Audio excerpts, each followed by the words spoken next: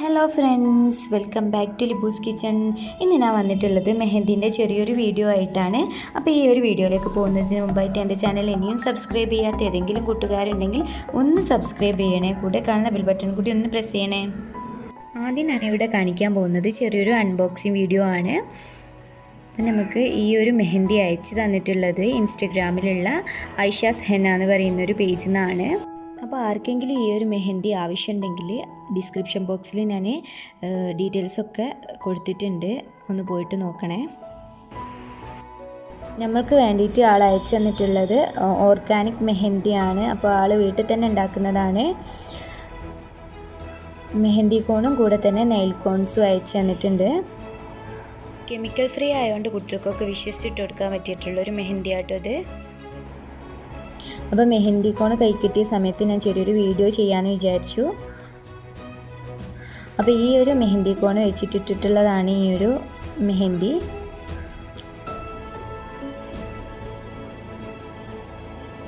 ഈ ഒരു മെഹന്തി ഭയങ്കര സ്മൂത്തായിട്ട് കിട്ടുന്നുണ്ട്. ലൈൻസൊക്കെ ഭയങ്കര ക്ലിയറാണ്.